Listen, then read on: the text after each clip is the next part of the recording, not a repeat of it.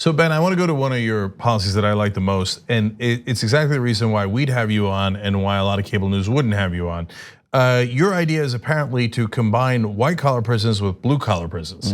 See, like I feel like cable news would be like, oh, that's not a serious idea. Right. But why isn't it a serious idea? Why isn't it?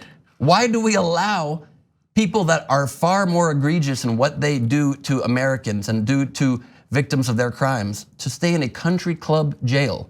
That will never change a culture. They're not afraid of being caught. They literally get to go in this revolving door of a fun place. They don't even lock the doors on some of these corporate prisons. Literally, they don't, they just check them in and check them out like it's a library, okay? And somebody that sold weed in their neighborhood because they were trying to provide for their family gets locked up with rapists and murderers, spends their life in a jail where they can get beaten up and worse.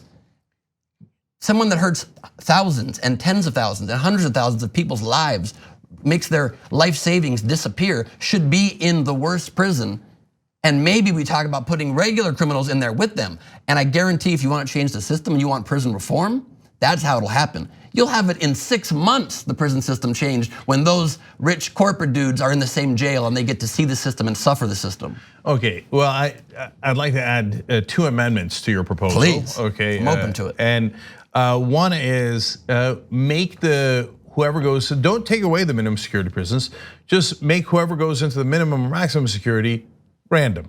Like exception of Unabomber, etc. Right? Of course, they're all going to be in Supermax in Colorado. But for the rest of them, okay, like maybe if you smoke weed and you got busted, you get to go to the country club prison, right? Wouldn't that be lovely? You like want to spin a wheel as your plan? Yeah, spin a wheel, right?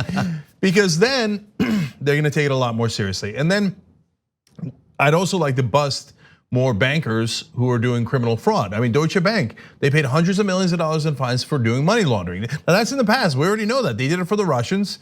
They might have done it for Trump, that we don't know for sure yet, although there's excellent reporting on it. But even the ones that they admitted, okay, so why aren't they going to prison? If you steal $100 in the street, you're going to go to the worst kind of prison you've ever seen. Right. Deutsche Bank bankers steal hundreds of millions of dollars. Hundreds of millions, and when they are caught, it's maybe a fine that doesn't even touch their bottom line in any way. It's complete symbolic gesture. Put them in real jail. That's how you get systemic change. And none of the people running for office are standing for those real systemic changes. They're working at the margins, and we don't have time. The degree to which you would get prison reform if bankers started going to maximum security prisons is unbelievable. Yes. They'd be fixed within 6 months, all of them. And that is one of the policies on my website, Gleib2020.com, and I have 13 other positions on my website, and many of the major candidates that are getting these millions of dollars of free coverage don't have any policy positions on their websites. Not one, not a single. Tulsi Gabbard doesn't have an idea on her website for what her campaign stands for, and yet she's on every show, and I can't get taken seriously. And if more than enough people qualify for the 65,000, then it goes to 1% in the polls, and you need both. But I'm not on the polls. They're not putting my name on those polls. So the only way to actually see if we do still have a government by the people and the citizen government we are supposed to have in this country is if people donate $1, and right now we can call Tom Perez, the DNC, and say, we just qualified. Am I in?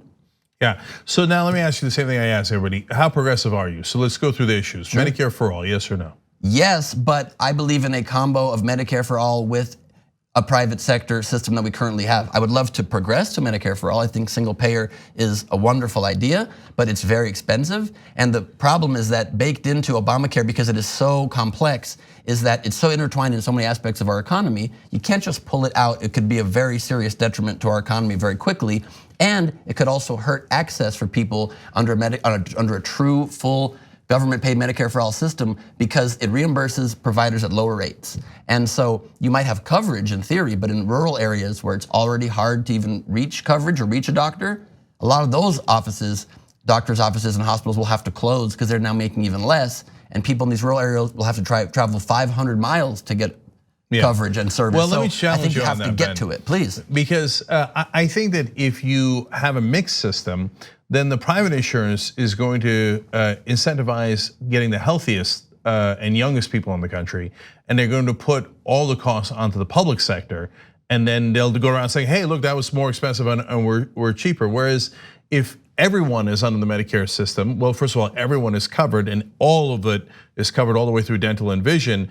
And then in your rural area example, they can't flee to some private option. So it's not like they're gonna stop being doctors. No, but they can close. A lot of them are leaving the business. A lot of doctors are leaving the business, even just from Obamacare, because they did not get enough of the benefits of everybody being covered they were promised, because everybody wasn't covered in the end, even though it was very well intentioned.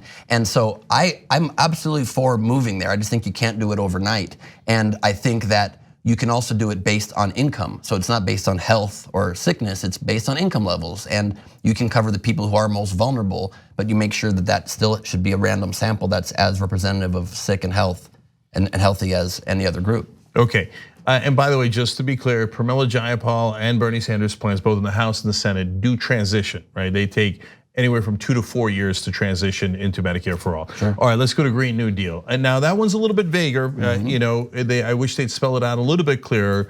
But what's your take on that? My take is that the planet is in peril, in incredible peril. I believe the UN reports that we have 12 years, if that, to drastically change course. We have to shift off of fossil fuels. We have to reduce the amount of meat that we eat. We have to save the planet and take it very seriously. Like you say, I do wish that the plan was not released in these vague terms, saying we're banning all airplanes and saying. Well, they didn't say that, to be fair. That was the conservatives' misinterpretation of it. It never says in the resolution ban airplanes. But there was nor vague did AOC ever actually say that. But there was vague language in it, in the point that it was able to be taken not seriously. And McConnell's able to put it up for the symbolic vote that then makes it seem like even Democrats are against it. It was not presented in the smartest way to get it to be taken seriously. But as a principle, we need a Green New Deal 100%. We must save our planet, and I want to present it in a way that will get conservatives on board as well. Progressives too often frame things, like I said, in polite ways that do not convey the urgency, and then you let the messaging war be won by people that are willing to throw punches. And so instead, you frame it as this. You conservatives are supposed to be so tough, right? You're these big, tough dudes. Are you chicken for this fight? Are you afraid to take on the greatest fight of our lives? We need to save the planet. Are you man enough to do it? Are you macho enough to be able to take on this battle? Let's fight. Let's fight to save the planet. Not we're tree huggers and we're soft and we're trying to be environmental. We're trying to save our lives. Yeah. So Ben, I like that kind of talk about fighting and challenging the Republicans, but and the Green New Deal is much more important than, I think it's much better for the country than the Orange New Deal we've had, for sure. Yes, I hear you on that too. Do you think that you could persuade Mitch McConnell? Because I'd be pretty dubious of that. So. Let alone Joe Manchin and Kyrsten Sinema, the corporate Democrats. So what happens if you can't persuade them? Well, you have to rally the country. You have to rally the country so that they are beholden to their constituents. They're always up for re-election, and you don't maybe convince these people that are so stuck in their ways and so stuck in their love affair with corporate profits that they won't listen to you, but you go to the people. And I think we need a leader that can rally the people, that can change public sentiment. And you can see significant shifts in the percentages of people then that endorse an idea. And if you get a critical mass, that is when it just becomes unavoidable to shift. And that's what AOC has done so brilliantly. She's just moving the conversation so much in a place to the left where it is actually changing where we even talk about these issues. Ben, let me press you a little bit more on that. Okay, let's say we've moved the country, and I would argue that we already have. 78% of Americans say climate change is real, including a significant majority of Republicans. Okay, but moving the country is one thing. Moving Manchin and McConnell are a different thing. Okay, you got the huge, let's say it's not 78% anymore, it's 88%. Then what do you do with Manchin and McConnell when they go, I don't give a damn. They don't sign my checks. You just have to have a more unique approach. You have to use Trump's playbook to troll them. If you're fighting for good, you have to troll, you have to shame them, you have to get their constituents to shame them, you have to convince people if you want your grandchildren to have a future, you have to camp out outside of their office, go to Capitol Hill and demand it. You have to take more aggressive tactics to save the planet because we're trying to save the planet. We won't have a place to live. It's not something you can just tweet about or donate $5 and then say, great, I'm good. We have to take more aggressive action. And I think through, also it's another area where a comedian is helpful, is I'm good at communicating with people with both sides, talking to both sides, finding solutions. I've been hosting a monthly show at the Improv and at Politicon. You were on the panel called We the People, where I moderate a talk with 2 on the left and 2 on the right, and we try to find a solution to each issue. And we don't stop until we do. I won't stop until we do. I work hard, I fight hard. And so I'm not gonna just make a speech and then have drinks with the boys and say it's fine. I'm going to fight hard and do everything we can to find every tactic of the internet, of the hive mind we've evolved to be able to move issues and move mountains through the collective consciousness that we've created through the internet. And it's also why net neutrality is so important. We must be able to keep free and steady access for everybody to our one open platform that is our chance to aggregate together and to fight. It's our meeting, it's our public market square that now we have finally where we can all meet. This is also is another note why the Electoral College should be banned is we don't have an issue reaching people anymore. We can reach everybody, we can talk online in online communities, and we can rally the troops for the causes that are the most dire and important of our lives, and they're happening now. So Ben, I think shaming the politicians is actually one of the better ideas that I've heard from the candidates, and I'm not kidding, because honestly, most of the other candidates have no plan at all, and they treasure their colleagues. I don't treasure their colleagues. That's my point. Right, and no one real in the country does.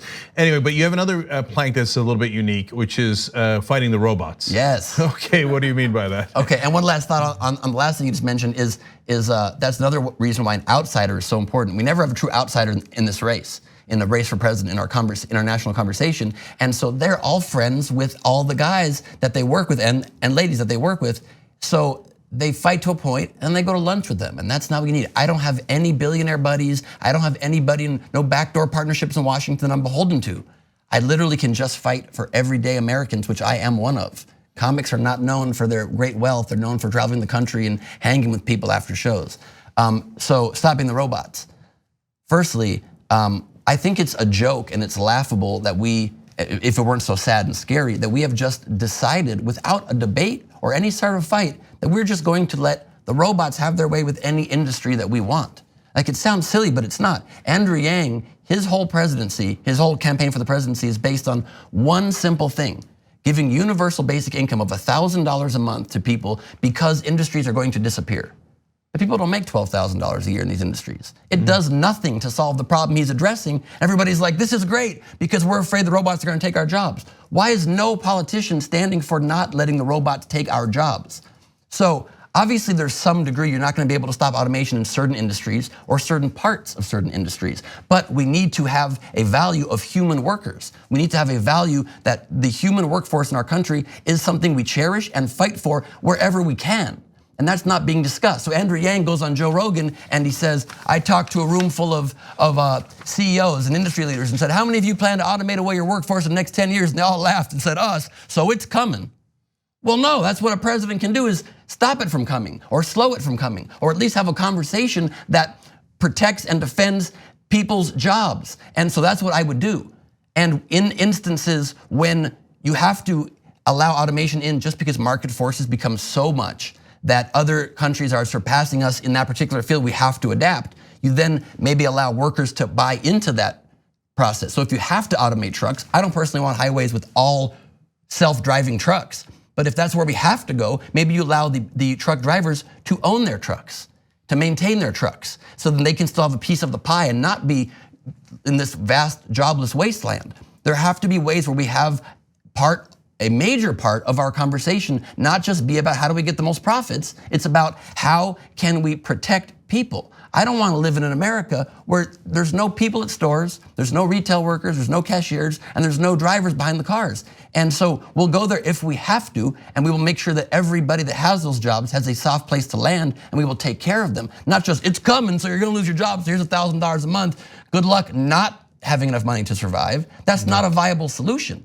And not to mention, just in general, we need this debate globally because America has, even though we don't pay what we should, and we have to move to a living wage, people need to be able to pay to live, that seems like a pretty important concept, but we have been able to pay better than a lot of third world countries that make a lot of the goods that we enjoy, and we're still the richest country in the world. So if we're the richest, with being able to pay well, we can also be the richest while keeping certain human workforces at their jobs and not have robots everywhere. Because if you've seen any science fiction story ever, When the robots take over, it does not end good, Cenk.